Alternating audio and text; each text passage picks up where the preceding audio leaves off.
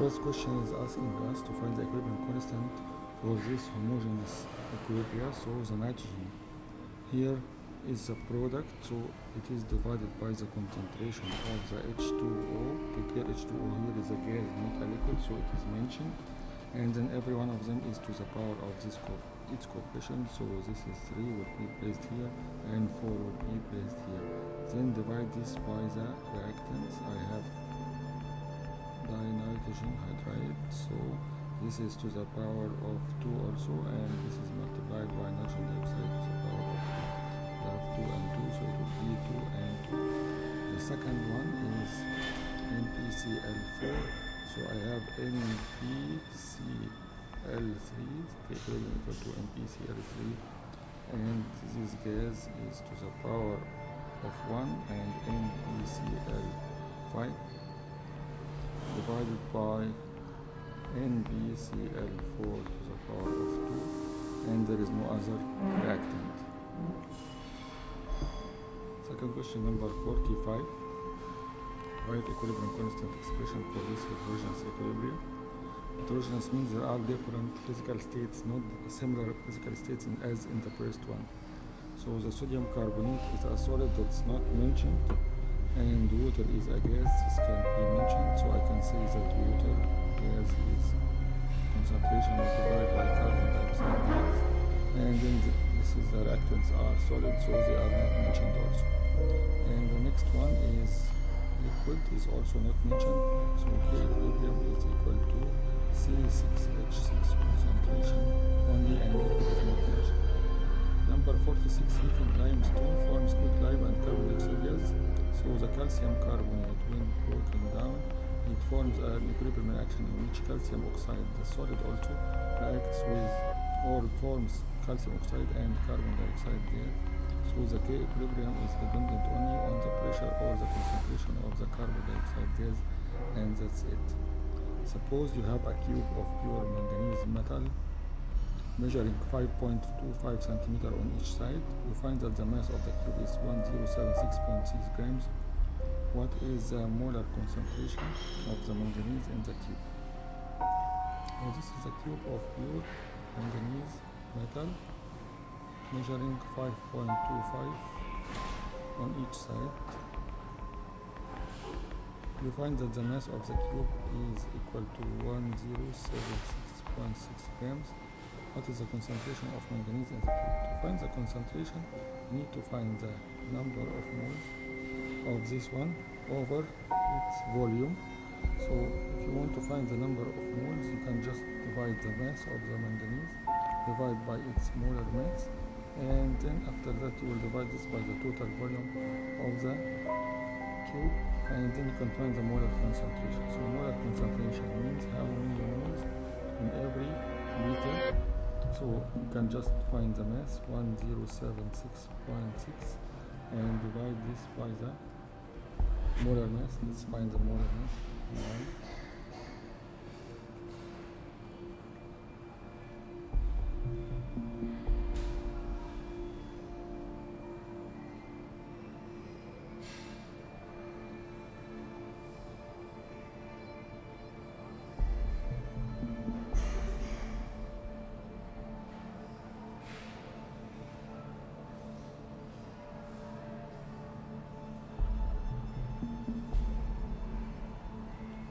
It's 54.98.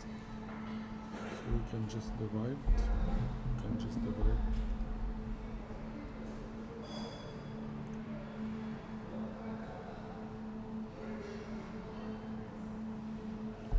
Means there is 19.5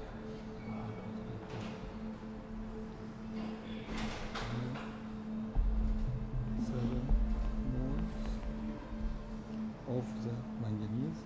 And if I want to find the volume of this one,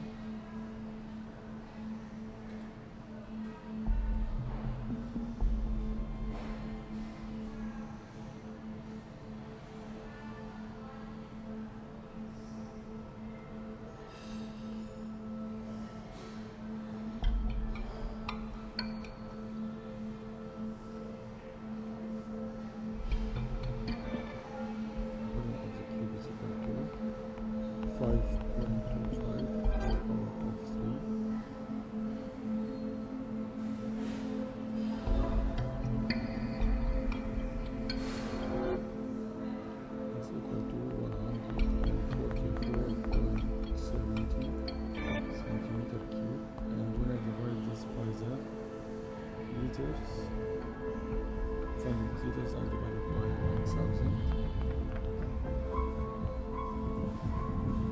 Setting the cube in every liter, so I will get 0.4470 liters. Now I can find the concentration by dividing number of moles over volume. That's 19.597 divided by 0.14470.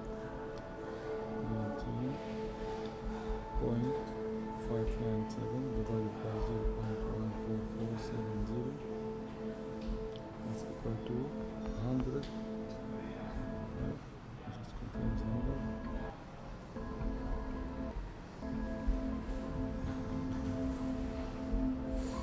135.43 molars or mole per liter. The next question, when a steam is passed over iron filings, solid iron 3 oxide and gaseous hydroxide, gaseous hydrogen. This is question number 49. R48 is done. No, 48 is not done. Let's do 48. The K equilibrium for the reaction A plus 2 P give us C in this table. Show the concentration of reactants and products in two different reaction mixture at the same temperature. Determine whether both reactions are at equilibrium or not. So he gives the K equilibrium and I need to find the Q. If the Q is equal to K equilibrium, then it is at equilibrium. The Q is the concentration of the C, and C concentration in the first one is 0.700 divided by A concentration, which is 0.500 multiplied by 0.621 to the power of 2, and let's find this one. That's 0.700 divided by 0.621 squared multiplied by 0.500, that's equal to 0.1928. When you divide the 0.700 over 8, you will get the answer as 3.63. So Q is equal to K equilibrium, so it is at equilibrium. Second reaction, you will find the Q also for second. That's equal to 0.250 divided by 0.250 multiplied by 0.525 squared. So it's equal to 0.250. Cancel. This 2 1 will be cancelled by this one. So I can just see 1 over 0.525 squared equal to 0.2756. And when you divide this by 1, you get 3.63 also. So also Q is at K equilibrium. So both reactions are at equilibrium. Both reactions are at equilibrium. Question number 49. When steam is passed over iron filings, solid iron 3 oxide, so I pass steam. This is the iron solid and this is the steam gas. Then Fe2O3 is formed and hydrogen gas. The hydrogen is balanced, the iron is not balanced. The oxygen is 3, so I need to make the oxygen 3 here, so I need to put 3 oxygens here. The hydrogen now is 6. Here and iron is balanced. Now it's a balanced equation. Write the balanced equation and the equilibrium. And don't forget to see the solid that's formed here and the gaseous hydrogen. And the equilibrium constant expression for the reaction is K equilibrium equal to product, which is Fe2O3. Don't forget solid is not mentioned, so only H2 gas to the power of 3 divided by H2O to the power of 3, and that's it. So question number 50 is saying what is meant by stress on a reaction at equilibrium. It means a factor that is trying to change the equilibrium position. So the position is already there and the system is trying to change the position of the So how does this happen? We'll see in the examples. Let's go for question number 50 first. How does Le Chatelier principle describe an equilibrium response to a stress? It will try to partially oppose. So partially means it will try as much as it can, but it will not be able to completely make the opposition of the factor affecting it, so it will partially only oppose it. Why does removing a reactant cause an equilibrium shift to the left? This is my reactant and I have removed the A or the B, so I'm trying to decrease A. The system will try to increase A, so it moves in the direction that is forming it. How to form A? By going to the left, so the backward direction is increased. Number 53, when equilibrium shifts to the right, what happens to each of the following? The concentration of the reactants. The equilibrium shifts to the right, the reactants will going to decrease, so A is going to decrease and C is going to increase, so products will increase and the reactants will decrease. The carbonated beverages use Le Chatelier principle to explain how a shift in equilibrium. So this is the carbonic acid aqueous changes into H2O liquid and carbon dioxide gas, causes a soft drink to go flat when its container is left open. So shift in equilibrium causes a soft drink to go flat when its container is left in equilibrium, because when you left the container open, the carbon dioxide is going to come out. So the concentration of carbon dioxide is going to decrease. The system will try to increase the carbon dioxide, so it moves to the left more, so produces more of the carbon dioxide out of the container. So produces, because it will move forward, and then more carbon dioxide will be released out of the solution, so it will go flat, it will be without a taste. So 55, how would each of the following changes affect the equilibrium position of the system used to produce methanol from carbon dioxide and hydrogen? So this is the reaction: carbon monoxide plus hydrogen forms methanol plus heat. I have added carbon monoxide to the system. System will try to decrease carbon monoxide, so it will move forward so as not to produce more of the carbon monoxide. Cooling the system will try to decrease the temperature. System will try to increase the temperature. It will move in the direction is forming heat, which is the forward direction again. Adding a catalyst to the system does not affect, so no effect on equilibrium by the catalyst at all. No effect on equilibrium by any catalyst, and that's for always. Removing methanol will act the system to increase the methanol, so it will move forward to produce more of the methanol. Decreasing the volume of the system means increasing the pressure. System will try to decrease the pressure to move in the direction of less moles, which is the forward direction, because in the forward direction there is only 1 mole, but in the backward there is 3 moles. Explain how a temperature increase would affect the equilibrium represented by the following reaction. If you increase the temperature, PCl5 forms PCl3, the Cl2 plus heat. If you explain how temperature increase. If you increase the temperature, the system will try to decrease the temperature. It will move to the endothermic direction. This reaction is exo, so the backward is endo. So it will go to the endothermic, which is the backward direction. A liquid solvent for chlorine is poured into a flask in which the following reaction is at equilibrium. So PCl5 again reacts to form PCl3 plus Cl2 plus heat. Sum of chlorine gas. So a liquid solvent chlorine is poured into a flask. When I put more chlorine, the system will try to decrease it, so it will move to the backward direction. The figure 17.22 shows the following endothermic reactions at equilibrium at room temperature. So this CO, the cobalt, which is linked to water in a reagent, this is aqueous, reacts with 4 chlorines to form cobalt chloride, COCl4 plus 6H2O. This is still aqueous, and this is liquid, and this is aqueous. So let's have a look. Given that the cobalt hydride, cobalt with water, is pink and cobalt chloride is blue, so this is pink and this is blue. What visual changes would you expect to see if the flask were placed in an ice bath? Did you say anything about this reaction being an exothermic or an endothermic reaction? So the formula it is an endothermic reaction, which means that the forward is endothermic. Forward is endothermic. So what happens?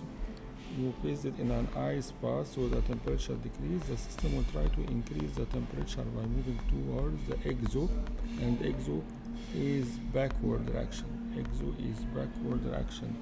Backward reaction means the color is going to change into pink. This is question 58. Question 59 for the equilibrium described in question 54. Actually, he means the question 58. So if I added solid potassium chloride KCl, it breaks down into the solution into potassium and chloride ions. So it's going to increase the chloride ions. The solution will try to decrease the concentration of chloride, so it will move forward, and forward there is blue color. So the visual changes that I'm gonna see is that blue color is going to be formed in question 59. Question number 60, given two reactions at equilibrium, why changing the volume of the systems alters the equilibrium position at A but has no effect on B? In question 60, when you change the volume, the pressure will change, so the reaction is going to move either to less moles or more moles. The number of moles is different, so in the reactants N2 and H2 there is 4 moles, while here there is 2 moles only, so you can move to less moles or more moles. While in B there is equal number of moles, because H2 and Cl2 there is 2 moles and 2HCl is 2 moles. So whatever you do, decrease or increase the pressure, there is no change in the direction of the equilibrium, as there is equal number of moles on both sides. So 61, would you expect the numerical value of K equilibrium for the following equilibrium to increase or decrease with increasing temperature? Explain your answer. We know that when you increase the temperature, for this reaction, PCl5 reacts to form PCl3 plus Cl2 plus heat, means that the forward reaction is exothermic reaction because heat is released here, and you have increased the temperature. The system will try to decrease the temperature, so it will move in the endothermic direction, which is the backward direction. The products are going to increase, so PCl3 multiplied by Cl2, numerator is going to decrease and denominator is going to increase. This will decrease and this increase, so K equilibrium is going to decrease. Again, when you increase the numerator, the K equilibrium is going to increase. When you increase the denominator, the K equilibrium is going to decrease. If you increase this one will increase. If you increase this one will decrease.